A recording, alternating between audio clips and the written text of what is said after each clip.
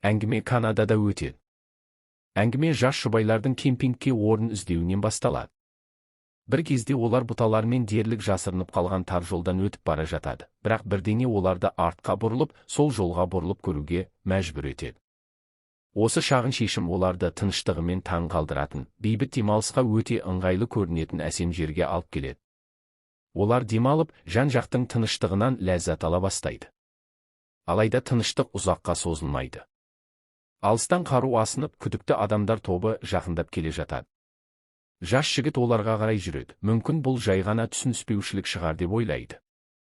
Бірақ бәрі бірден бақылаудан шығып кетеді. Ер адамдар ешқандай кідіріссіз шабуыл жасайды, әйелді ұрлап кетеді де, жас жігітті есінен тандырып ұрып тастайды. Сол бір зорлық-зомбылық сәтінен бастап бәрі өзгереді. Бұл бір миллиардты әңгіменің бірінші тарауы. Әңгіме одан әрі Алекс есімді жасөспірім қызға ауысады. Ол әйелдер арасындағы футбол турнирінде ойнап жүреді. Жүрегінің түбінде біз Дэнни Бекетті кездестіреміз. Ол бұрынғы арнайы күштердің жауынгері және сонымен бірге Алекстің әкесі. Олардың қарым-қатынасы шиеленіскен. Алекс өскенде әкесінің әскери қызметін отбасына артық көрген үшін өзін тастап кеткендей сезінетін. Матч аяқталған соң Дэнни әйелі Джанинмен кездеседі. Алекс әлі де ашуын ұстап қалса, Джанин Дэннимен тұрақты, бірақ салқын қарым-қатынаста болады. Ол әке мен қыздың арасындағы байланысты қалпына келтірудің жалғыз жолы оларға бірге уақыт беру екенін түсінеді. Сондықтан ол Дэнниден Алексті бірнеше колледжге апарып, оның болашағын таңдауға көмектесуін сұрайды. Сол әңгіме барысында Дэнни күтпеген жаңалық айтады. Ол арнайы күштерден зейнетке шыққан. Джанин таң қалады. 4 жыл бойы оның мансабы бәрі болатын, ал енді ол әлі жас кезінде сол мансабынан бас тартқан. Дэнни себебін қарапайым деп түсіндіреді. Ол қызының өмірінен қалғысы келмейді. Ол тым көп уақытты жоғалтқанын біледі, ендігі мақсаты бұзылған байланысты түзеу. Келесі күні Дэнни Алексті колледж саяхатына алып кетеді. Қыздың бет әлпетінен бұл идеяға әлі де толық үйренбегені байқалады. Ол ыңғайсызданып көп уақыт бойы физикалық тұрғыдан қасында болғанымен, эмоционалды тұрғыдан алыс болған әкесімен қалай сөйлесуді білмейді. Жол бойы Дэнни көңіл күйді көтеруге тырысады. Ол ұсақ-түйек әңгімелер бастап, қарапайым сұрақтар қояды, бірақ Алекс жауаптарын қысқа қайырады. Көбінесе терезеге қарап, өз ойларында жүреді. Жолда олар жанармай бекетінде тоқтайды. Дэнни тағы да жақындасуға тырысады. Бұл жолы әлеуметтік желілер туралы айтып қалғанда, шетелде қызмет еткен кезінде уақыт өткізу үшін кейде YouTube қарағанын айтады. Бұл сөз көмектеспейді, керісінше жағдайды нашарлатады. Алекс ренжиді. Егер ол интернетке қол жеткізе алса, неге оған хабарласпады? Дэнни түсіндіруге тырысады, бірақ қыз сылтауларды тыңдағысы келмейді. Кернеу тағы да күшейеді, өйткені Алекс Дэннидің әлі де қару алып жүргенін сезеді. Ол қаруды тастауды сұрайды. Дэнни бейбітшілік үшін мақтанышынан бас тартып келіседі. Скоро олар бірінші колледжге жетеді. Дэнни ыңғайсызданып, не істеу керектігін білмейді. Алекс тіпті оны ұятқа қалдырмауды және мектепке байыпты қарайтынын көрсетуді ескертеді. Қабылдау бөлімінің қызметкерлері оның қызығушылығы мен мамандығы туралы сұрағанда Дэнни үнсіз қалады. Ол қызының футбол ойнайтынын және кейбір пәндерден жақсы оқитынын ғана біледі. Сол сәтте оған қызының құмарлығы туралы мүлдем білмейтіні түсінікті болады. Сол түні қонақ үйде демалып жатқанда шындық ашылады. Алекс футболды бәрі ойлағандай жақсы көрмейді. Оның жүрегі өнерге ауады. Келесі күні олар тағы бір кампусқа барады, бірақ Алекс әлі де ынтасыз. Кенет ол Дэнниден өзіне ұнап қалған өнер мектебіне апарып қоюын сұрайды. Ол анасына бұл ауытқу туралы білдіргісі келмейтінін анық айтады. Олар жүріп кете береді, жоспардан әлдеқайда алысқа кетеді. Кешке жақындағанда олар тұратын жер іздеуге мәжбүр болады. Өкінішке қарай, жан-жақтағы барлық қонақ үй толық. Дэнни тыныштықты сақтауға тырысып, егер бөлме табылмаса, өздерінің құрал-жабдықтары бар болғандықтан кемпингке шығуға болатынын ұсынады. Олар тағы да тоқтап, жанармай құйып, кейбір заттар алады. Дэнни кассирмен бос бөлмелер туралы сөйлесіп тұрғанда, Алекс әжетханаға кіреді. Онда оған бір түрлі ер адам тиісіп, ыңғайсыз жағдай туғызады. Алекс тез ішке кіріп, әкесіне қайтуға асығады. Сол кезде кассир Дэнниге бұрында естіген сөзін қайталайды. Мұндай демалыс күндері бос бөлме табу мүмкін емес. Ол кемпингке шығуды ұсынып, жақын жерге баратын қарапайым карта сызып береді. Дэнни күдіктенбей сол бағытқа жүреді.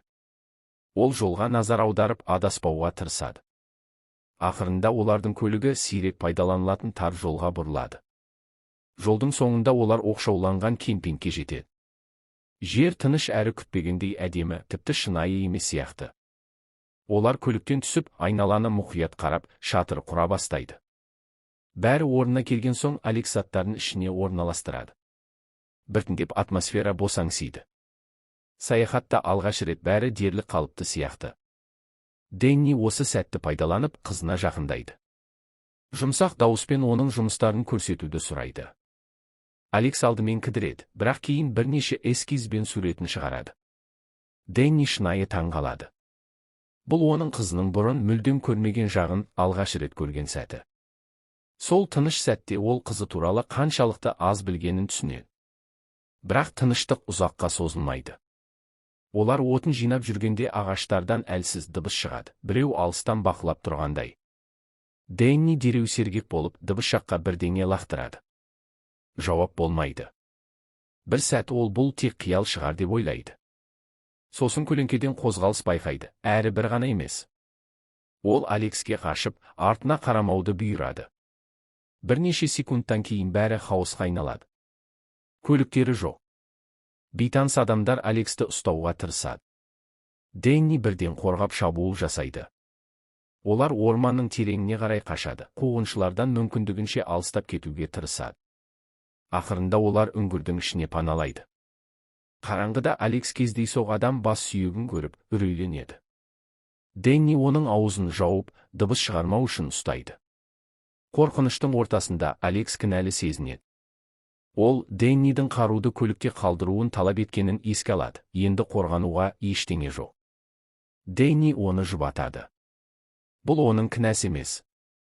Ендігі маңыздысы аман қалу және орманнан шығу жолын табу. Олар тағы да қозғалады, қалың орман арқылы өтеді. Дэнни әскери тәжірибесін пайдаланып, сабырлы болып, айналаны зерттейді. Ол Алексті темір жолға қарай бастайды, ол оларды өркениетке алып шығады деп үміттенеді. Алыстан ескі қораны көреді, ол тасталған және баспана ретінде пайдаланылуы мүмкін. Дэнни баяу жақындап, қауіпсіз екеніне көз жеткізеді. Ол құрал немесе көмек болатын зат іздейді. Бірақ қораның есігі ашылған сәтте, шабуылшылар қайтадан пайда болады. Дэнни бар күшімен шайқасады. Бұл жолы Алексте көмектеседі, қолынан келгеннің бәрін істейді. Олар бірнеше адамды жайратады, бірақ тағы да көбі келе береді. Сосын Дэнни алып күшті қарсыласқа тап болады. Бір сәтте ол күресіп, жеңіліп қала жаздайды, бірақ тәжірибесі мен жылдам ойлауы арқасында жағдайды өзгертіп, ақырында қарсыласын құлатады. Олар тағы да қашады. Қашу барысында Алекс құлап, аяғын шығарып алады.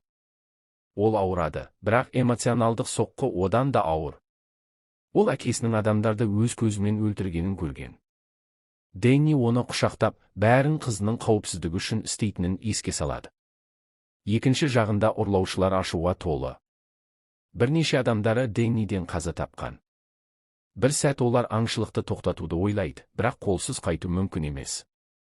Егер Алексті алып келмесе, олардың басшысы кешірмейді. Сол кезде Дэнни мен Алекс өзен жағасындағы үңгірде паналайды. Олар түні бойы сол жерде қалуға шешім қабылдайды, бар ас тамақты жеп күш жинайды. Қараңғы тыныштықта Дэнни өткен өмірі туралы ашылады.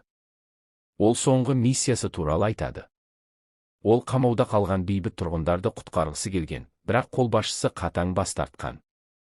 Сол принциптер қақтығысы үлкен дауға алып келген.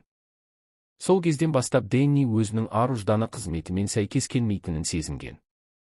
Сол үшін ол зейнетке шыққан, өмір бойы құрған мансабынан бас тартқан. Ауыр жүрекпен ол бар жылдар бойы Алекспен байланыс орнатуға шынымен тырыспағанын мойындайды. Ол қызына қажет әке бола алмағанын біледі. Бүгінгі оқиғалардан кейін ол қызыңды қорғау үшін бәрін жасайтынына өзіне уәде береді. Таң атады. Алекс оянып, бір сәтке сыртқа шығады. Дэнни оған алыс кетпеуді ескертеді, бірақ екеуі де қуғыншылар жақындап қалғанын білмейді. Алекс қауіпсіз жер іздеп жүргенде кешегі қуғыншыларды көреді. Дәл сол сәтте Дэнни артынан шабуылға ұшырайды. Қатты шайқас басталады. Қарсыласы күшті, Дэнни шегіне жетеді, бірақ соңғы күшімен оны жеңіп әлсіретеді. Алекс жүгіріп келеді, олар тағы да орманға қашады. Бұл жолы жол тұйыққа тіреледі. Алда терең жар, астында ағынды өзен. Ойлануға уақыт жоқ. Дэнни Алекске секіру керектігін айтады. Қыз қорқады, денесі дірілдейді, бірақ Дэнни оны жұбатады. Бірге секірсе аман қалатынымызға сендіреді. Ақырында олар секіреді. Өзенге құлайды, құлаудан аман қалады, бірақ қауіп әлі аяқталмаған. Жоғарыдан ұрлаушылар оқ атады. Дэнни мен Алекс бар күшін салып жүзеді, оқтан құтылу үшін су астында жүзеді. Ұзақ күрестен кейін жағаға шығады, бірақ шыққан бойда қоршалады. Ер адамдар шабуыл жасайды. Дэнни қарсыласады, бірақ бұл жолы олардың басшысы алға шығып, тағы бір қимыл жасаса атып тастайтынын қорқытады. Реакцияға үлгермей Дэнни қатты соққы жеп, иесінен танып қалады. Алекс әкесінің қатты ұрылғанын көріп айқайлайды. Ол тоқтауларын сұрайды, бірақ ешкім тыңдамайды. Дэнни ес-түссіз, әрең тірі күйде өзенге лақтырылады.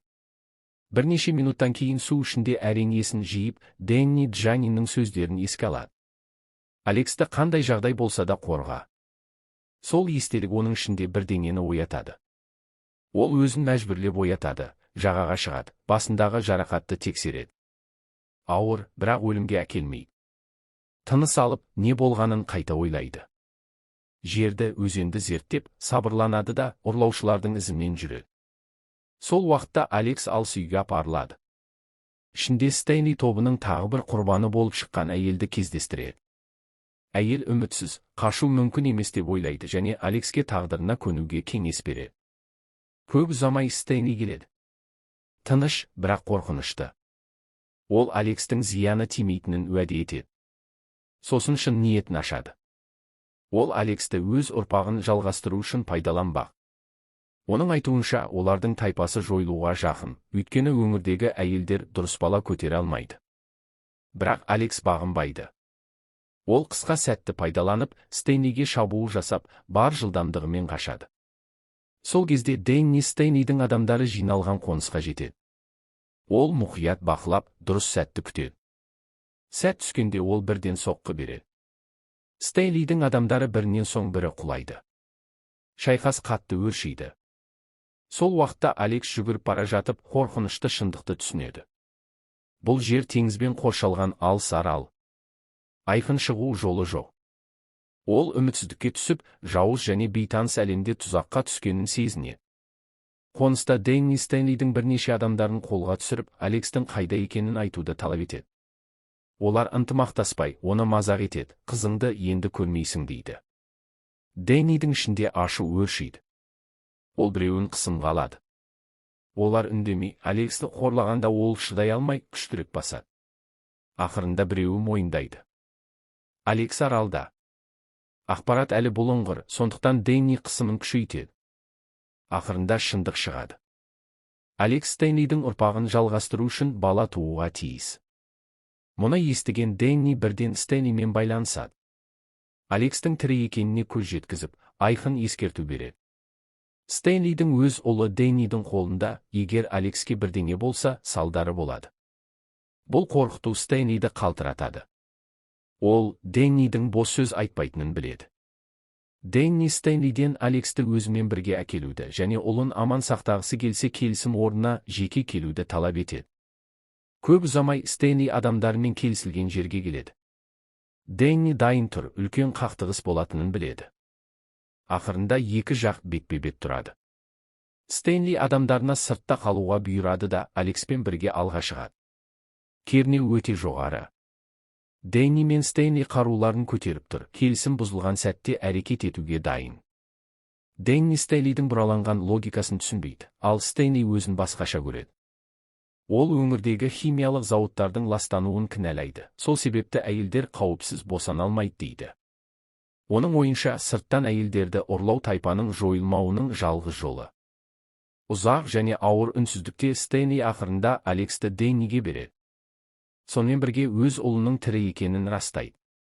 Бір сәтте бәрі жоспар бойынша өтіп жатқандай көрінеді. Бірақ Дэннидің артында Стэнли адамдарына жасырын белгі береді. Ол Алексті шынымен босатпауды ойлаған. Стэнли білмейді, Дэнни опасыздықты күткен еді. Атмосфера өзгерген сәтте Дэнни бірінші қимыл жасайды. Қатты шайқас басталады. Жасына қарамастан Стэнли өте күшті және төзімді болып шығады. Дэнни бірнеше рет құлауға шақ қалады. Бірақ қызыңды қорғауға берген уәдесі мен шешімі оны алға итермелейді. Ол жағдайды өзгертіп, тіпті Стэнли мен оның ұлын бір мезгілде жеңеді. Көп ұзамай Стэнлидің қалған адамдары жүгіріп келеді. Дэнни Алексті бір бөлмеге апарып, қауіпсіз жерге тығады. Бірнеше секундтан кейін ғимаратта қатты жарылыс қиратады. От пен түтін айналаны басып, Стэнли мен оның адамдарын өлтіреді. Дэнни бұл тұзақты басынан бастап жоспарлағаны түсінікті болады. Бәрі дәл ойлағандай өтті. Қиранды мен түтіннің арасында Дэнни Алексті құшақтап, Джанинге берген уәдесін орындағанына риза болады, қызыңды бар күшімен қорғады. Уақыт өтеді. Алекс өнер колледжіне қабылданады, жасырын арманын жүзеге асырады. Джанин алдымен басқа жолды қалаған еді, бірақ қызының болашағын өз құмарлығымен құруы керек екенін түсінеді. Ана ретінде қызын жібергеніне қайғырады, бірақ оның күшті әрі сенімді болып өскенін көріп мақтанады. Ең бастысы, Алекс пен Дэннидің байланысы енді бұрынғыдан да мықты. Бірақ олар білмейтін бір нәрсе бар. Сол түнігі қиранды мен жалынның астында Стэнли тірі қалған. Ол тыртықтары мен күйіктерімен шыдап, шыдамдылықпен күтеді.